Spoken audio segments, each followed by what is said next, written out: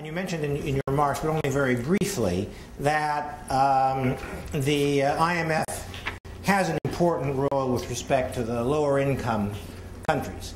Now, while you were at the fund as DMD, you of course were responsible for relations with the multilateral development banks, except the World Bank.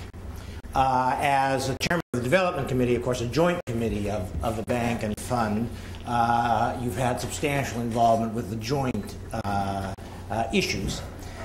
You say in your statement that the fund must also pay special attention to its members from low-income countries, and that low-income countries often need financial assistance in appropriately funded programs. In this capacity, the fund is also in a unique position to make a significant contribution.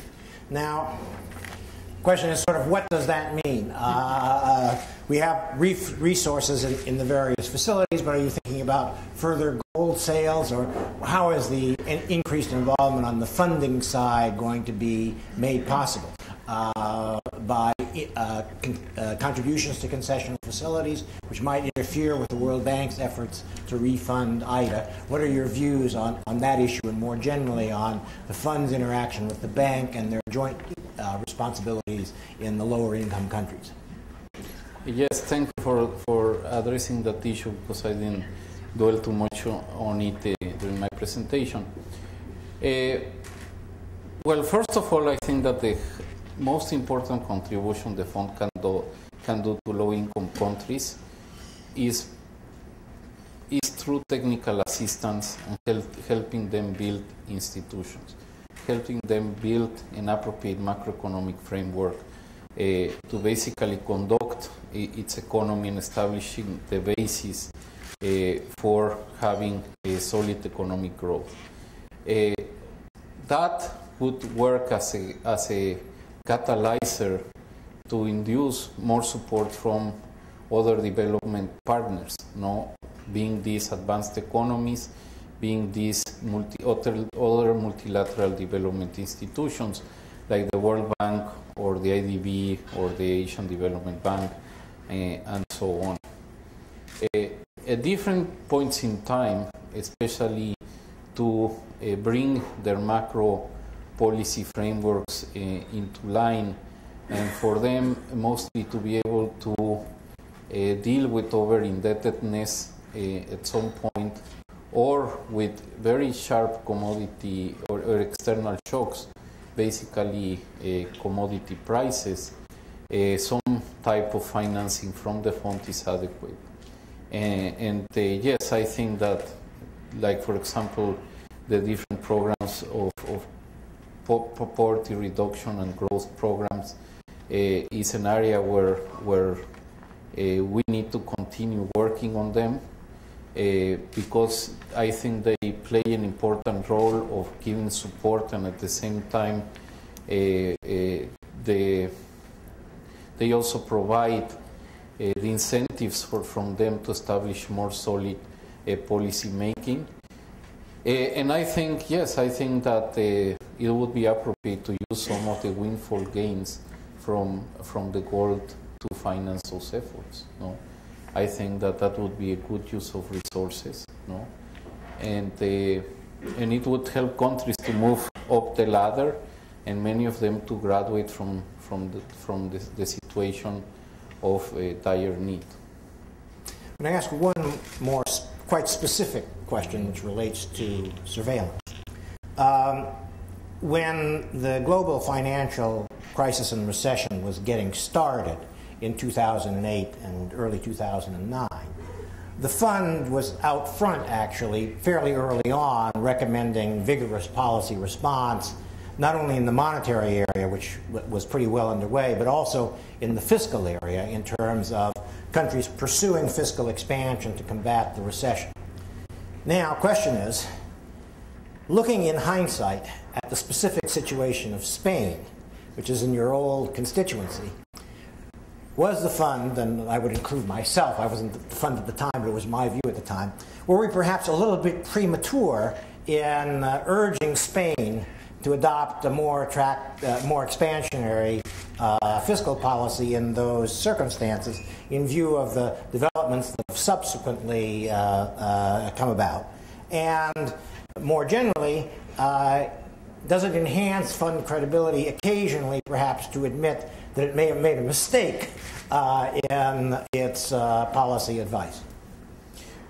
Well, I mean, I have to say that I never bought the enthusiasm of the fund in pushing countries into very stimulative fiscal policies. Why? Because at the end of the day, whatever you borrow, you have to pay at some point. And we see that, I mean, first of all, you have to really assure or be sure that if you use stimulative fiscal policy, it will give you enough time to restart the economy and then be able to finance the process that will come of fiscal retrenchment eventually. I believe that there are very, very few occasions when you can do that. And as an example of what I believed, when I was Minister of Finance in 2009, Mexico was probably the only country in the G20 that did a fiscal reform.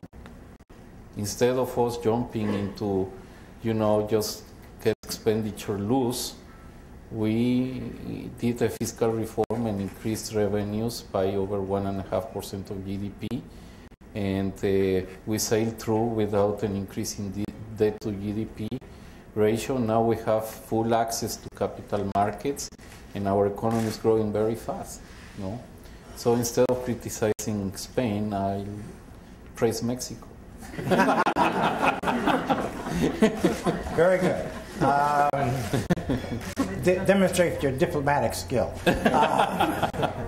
I think it's time for some questions from the floor. And remember that a question is a relatively brief statement followed by an interrogation point. So I think there's a microphone toward the back, yes. One person behind it already. And I think there may be a roving mic, I'm not sure. There is, okay, very good. So let me recognize the first person who's up at the microphone. Please state your name and affiliation and then ask your question. My name is Millar Sega. I'm with the Voice of America. Mr. Carstens, thank you so much for talking with us. I don't think anybody could possibly question your eligibility for a managing director. However, how would you differentiate your views from Ms. Lagarde, for example, on China, for example, China's role, its responsibility in the global market, and also on the IMF's current focus on the European debt crisis? Well, I mean, let's start with Europe. I think in the case of Europe, what would help me is precisely to have a fresher pairs of eyes. I have not been part of the process. The process of this crisis started not just a few months ago, but a few years ago. And I think also somebody coming from the outside can in a way speak off their mind more frankly. And I think that would be an advantage. It would be an advantage from the point of view that the fund would not be perceived of working in a biased way in favor of Europe. And I'm sure that Ms. Lagarde will try to avoid this. I'm sure she will do all her best, and I'm sure that she will say that she's now working for the fund and not for the European Union. But still, that question mark will be there, and she will have to demonstrate something that I probably would not have to demonstrate. Now, in terms of China, well, I think that there is an advantage of coming from an emerging market economy. I think that even though each emerging market economy is different, we face some commonalities, mostly the trade-offs you face, I mean, I am sure, for example, that many would like to see some reforms in China done, but that might have some impacts in terms of, for example, the amount of employment that is created, the very difficult trade-offs that any country face. And I'm more familiar with those type of trade-offs. And the trade-offs are very different in advanced economies or in emerging market economies. The degree of tolerance for change is different. And if you don't have the political skill or you have not been there, the type of advice and understanding of the situation can be different. So I think that would help me tremendously in the case of China and other emerging market economies like India. Let me take one more from back there, and then let's find somebody in the middle. We'll try over here next, after the lady at the microphone. Thank you. My name is Mi Xiong. I am with the 21st Century Business Herald, and this is a newspaper in China. So I noticed in your speech you have explained in details about how you want the fund to strengthen its civilians. Can you turn the microphone so we can hear more?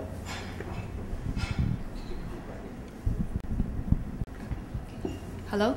Yes. Okay. My name is Mi Xiong. I am with the 21st Century Business Herald, and this is a paper published in China. My question to you is that I noticed in your speech you gave quite detailed explanation about how you want the fund to strengthen its surveillance on developed countries, which I think can't be more timely a suggestion, given that this crisis is originated in the developed countries. But we also know that to get you elected, you do have to get support from the developed countries as well. So my question would be, how, with such commitment on surveillance on developed countries, how do you expect you can get support from those countries during your campaign? I mean, do you expect them to support your idea, and do you expect developed countries to actually support your nomination? Thank you. Well, at the end of the day, we should depart from the point of view that countries want to have effective surveillance, and that surveillance is useful for them. No, I mean it's much better. I mean, it's like going to a doctor. You would like to go to see a doctor that tells you the truth of what is wrong with you, and not somebody who tells you what you want to hear. No.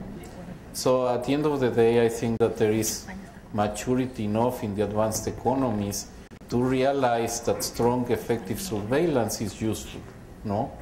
And my call would be to be respectful, to be objective, but to be clear and transparent. No.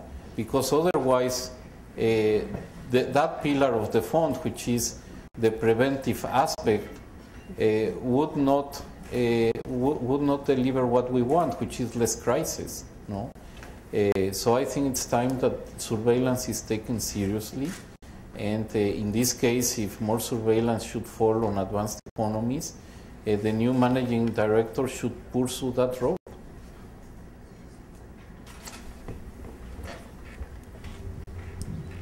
Yes, I'm Dolia Esteves, journalist from Mexico. Buenas tardes, Dr. Carstens. My question has to do with the reason you're here, which is to push your candidacy. I believe there's few people in the world that would question your ability or merits to head the fund. My question is, do you think this decision will be made ultimately in the political realm? Would it be a political decision, or shall I say a geopolitical decision? And in this respect, how key or decisive is that you get the support of the U.S. government? And are you optimistic, or I would say confident, that you will get the support of the U.S. government?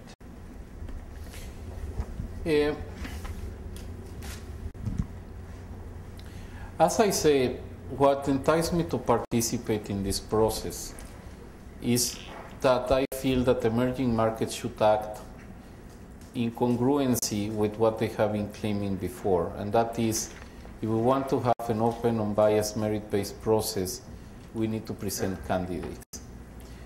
It's very difficult to break a tradition of 65 years.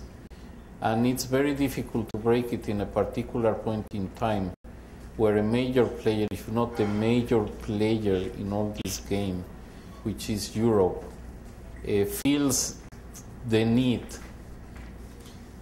of this feeling that they have some control on the fund.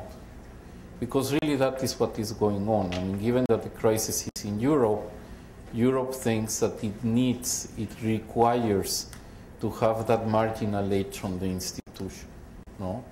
And that makes it more difficult, and I'm not fooling myself. I mean, it's like starting a soccer game with a 5-0 score.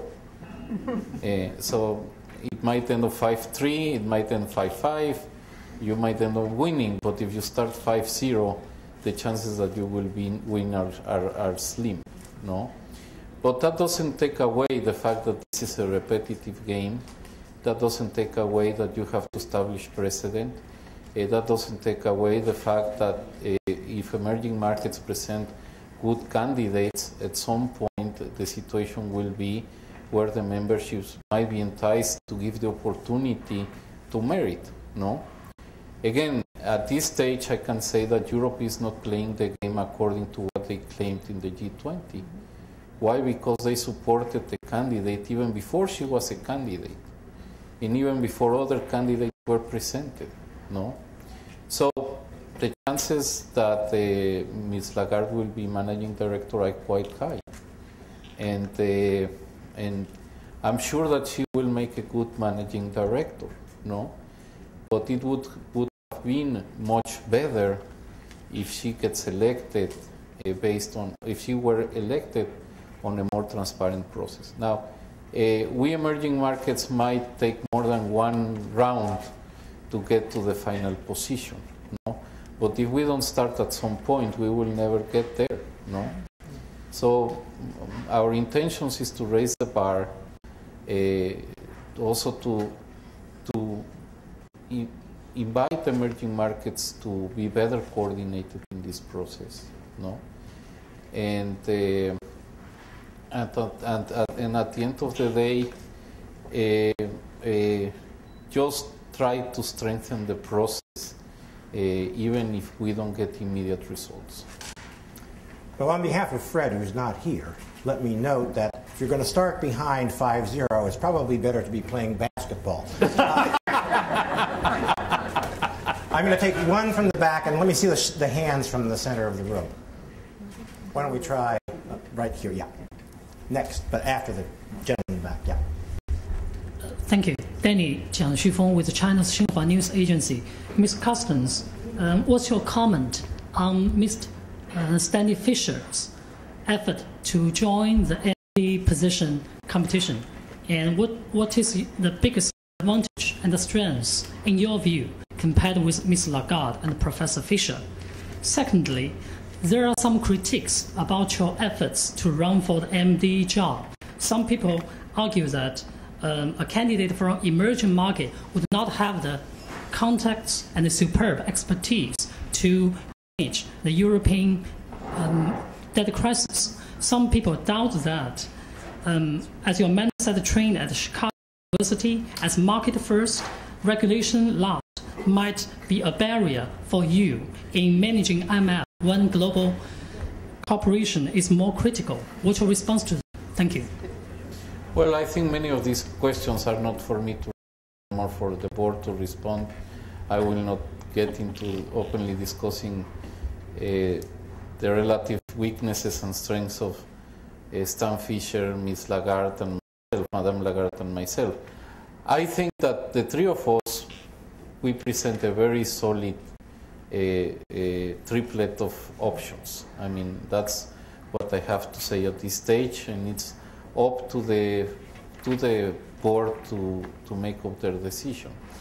The only one I would like to address, because it's something that you know, I think that I need to express a point of view, is my education at the University of Chicago and what many people have tried to make out of that. I'm extremely proud of being a University of Chicago graduate. I had superb professors as Mike Musa. I learned tremendously amount of economics there. But you know, I have said this before, it's the education you get in Chicago or any other university only gives you the instruments to frame and to analyze economic problems you face. It is ridiculous to think that with what you learn in 3 years, in my case, you will be able to solve all the problems that you will face in the next 30 years. What I bring with me to the position is those 3 years of education of Chicago, but more than anything, what I have learned based out of that platform in the last 30 years as policymaker. And I have been exposed to many different circumstances. I think my record should be evaluated in terms of policy making, in terms of the solutions I have proposed, in terms of the decisions I have induced other countries to take. And most of them have been, more than anything, pragmatic. I mean, when you are in policy making, when you are in office, what you are evaluated by is results. You need to deliver results. And many of those results are provided not by what I learned in the University of Chicago. Yes, I have to say what I learned is behind my mind, and that have given me tremendous ability to frame the problems, but you need to build on that, no? And your experience as policymaker, as public official, is what really has made the difference. So I don't think it's fair to judge study because it studied 3 years at the University of Chicago. I'm Lee Price from the Institute for New Economic Thinking. I have a couple of quick questions. You mentioned the timing for the IMF to go in and intervene should depend on a sweet spot. S&P has just lowered Greece by several notches, and I'm wondering if you think Greece or Spain or Portugal are still in that sweet spot for the IMF to be involved going forward. And second, you talked about being 5-0 this time and wanting the game to be more even in the future for non-Europeans. You also talked about automaticity of the quotas going forward. Do you have a formula for how you would set those quotas in the future? Because there are many different ways to look at the size of economies, the importance of economies, and to make it automatic, it needs to be a formula that you can do that.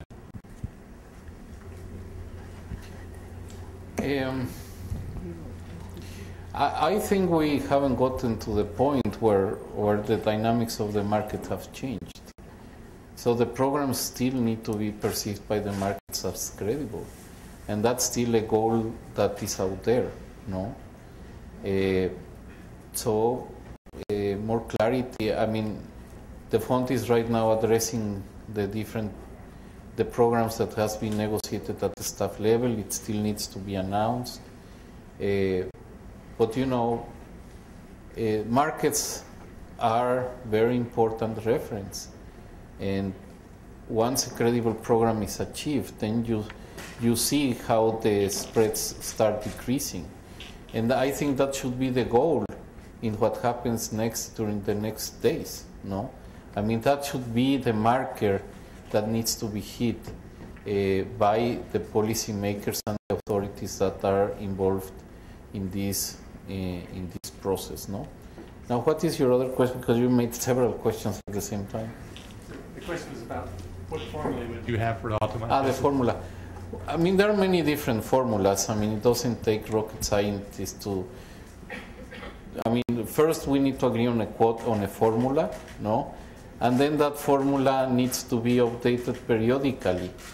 There are many different aspects that will need to be taken into account. It's a very convoluted discussion. Do you take GDP at PPP levels? Do you take financial transactions? How do you weight each one or the other?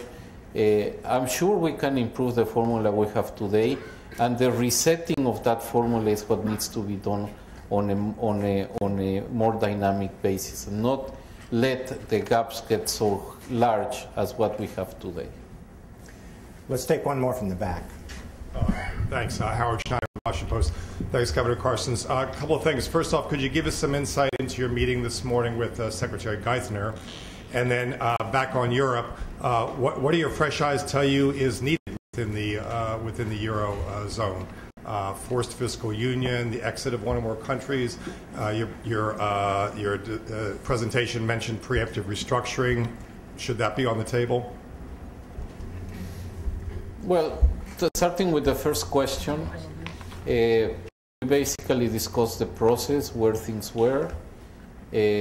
Secretary Geithner ratified that he was encouraged by me participating in the process, that he's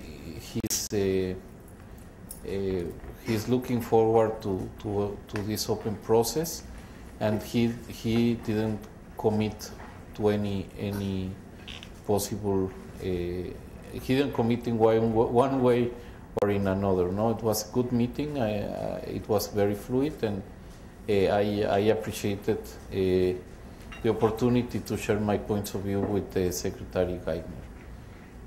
Now, in terms of Europe,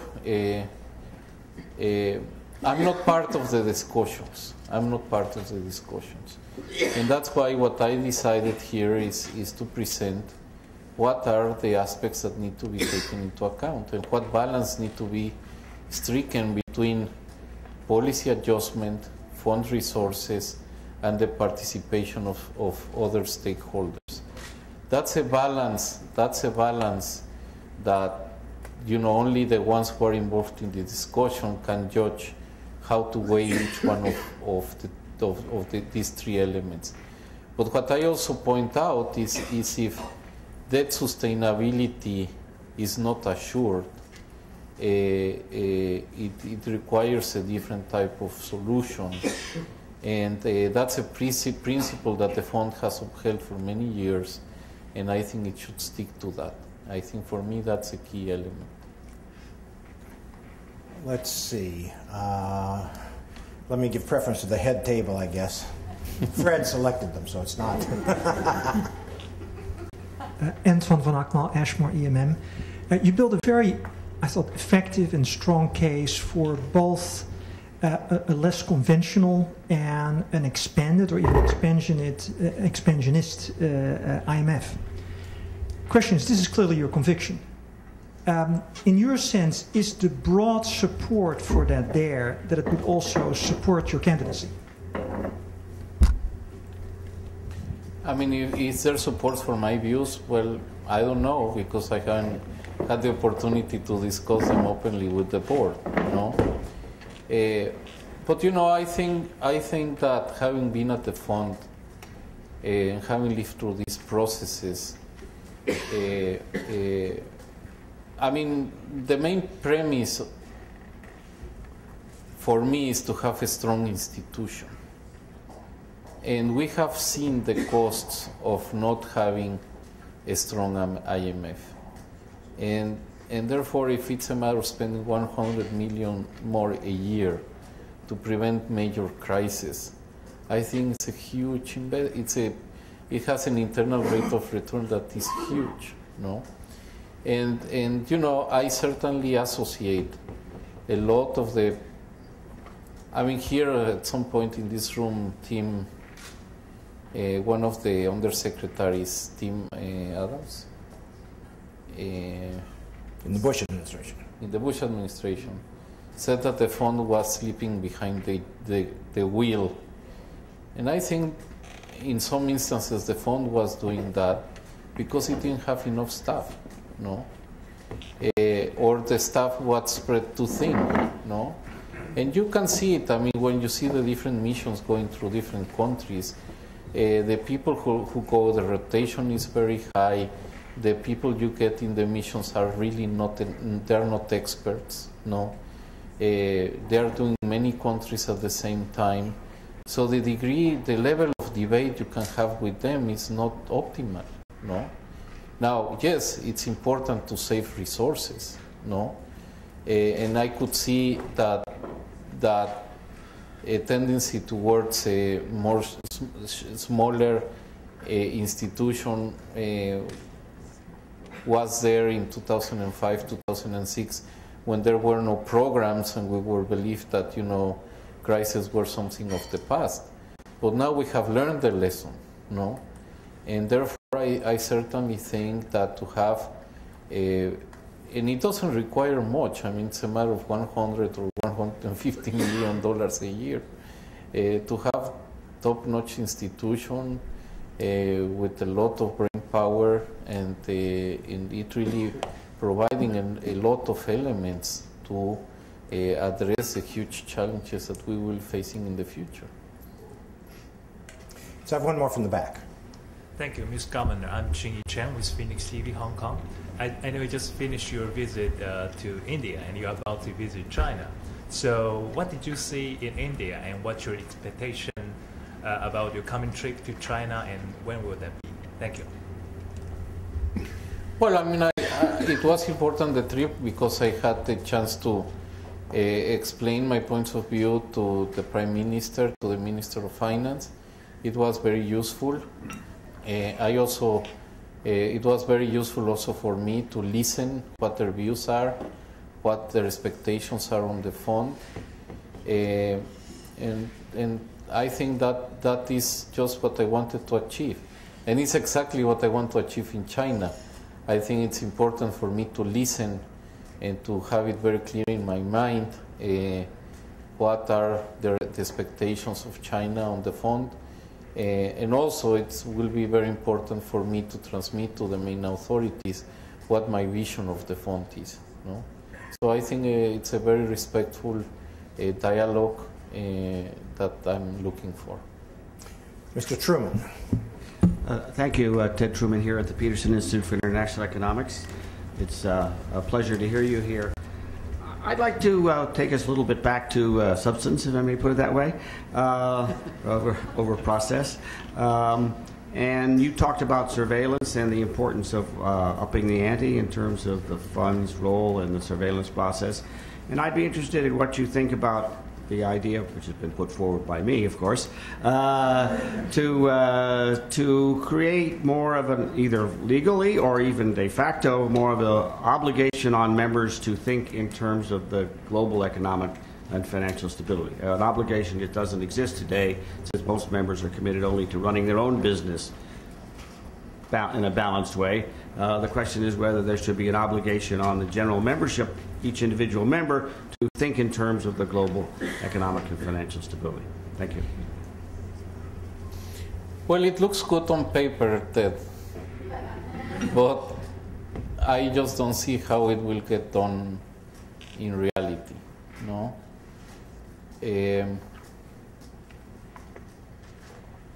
I see some problems in establishing what would be the authority that would evaluate and sanction the actions of each authority, and certainly, oftentimes it could clash with the legal obligations that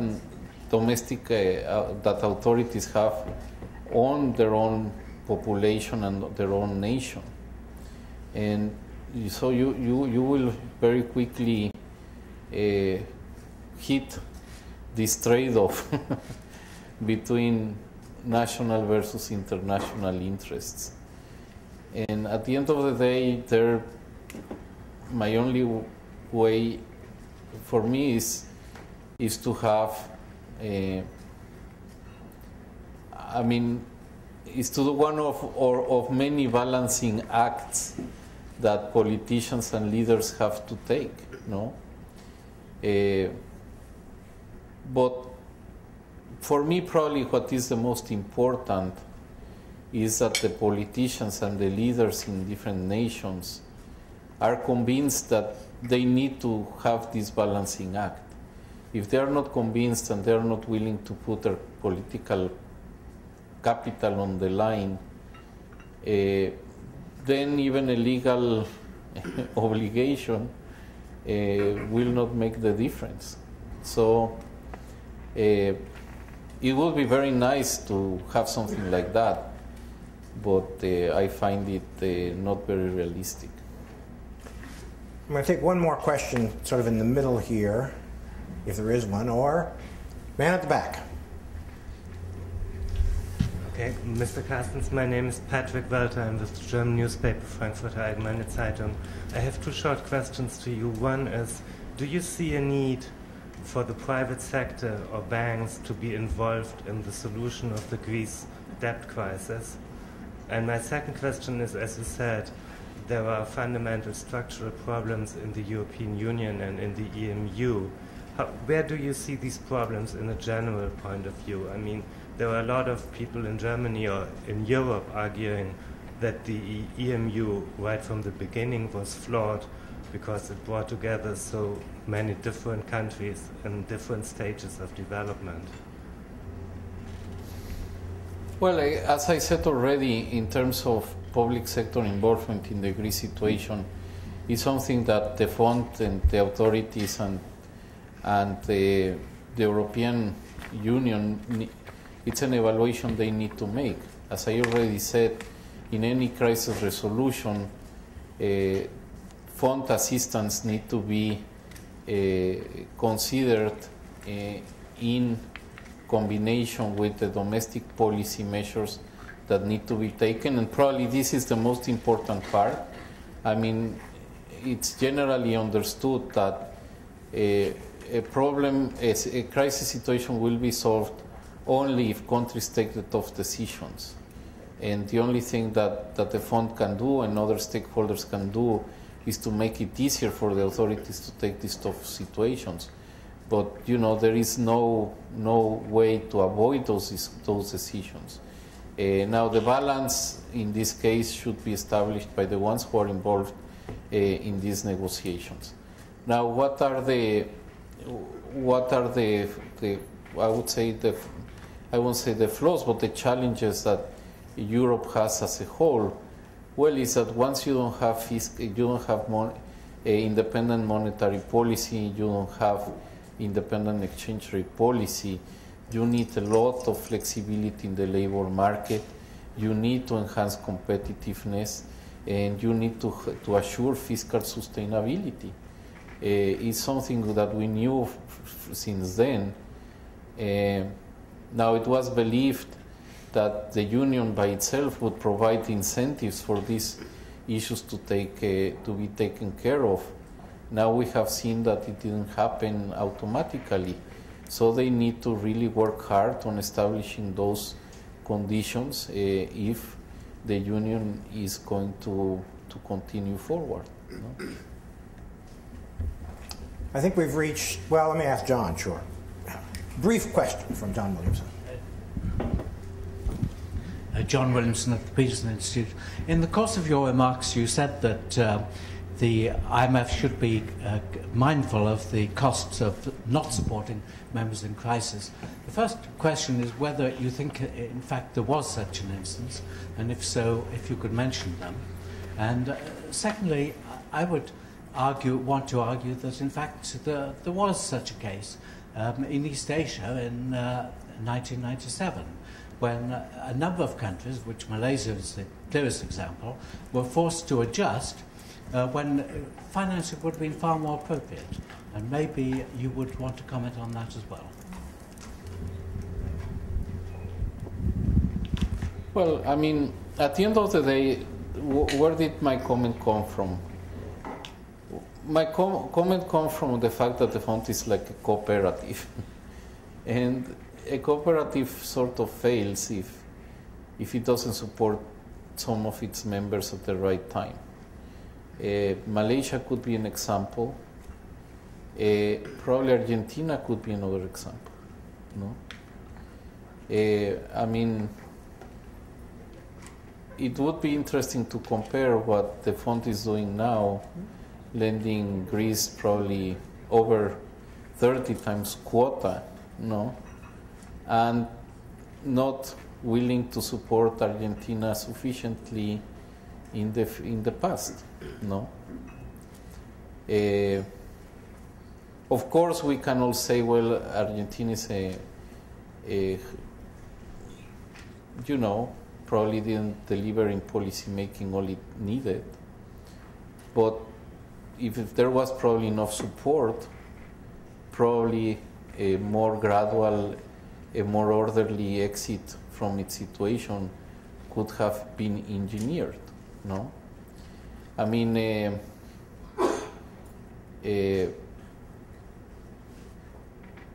and what are the costs? Well, the cost is that to engage right now with Argentina is very difficult from a fund point of view. No, Argentina hasn't had an Article 4 for I don't know how many years. No, so at the end of the day, the universality of the fund is diminished. The willing of all these countries to engage with the fund is diminished, and the universality of the fund is lost. No, and I think those have costs both at the institutional level and at the country level.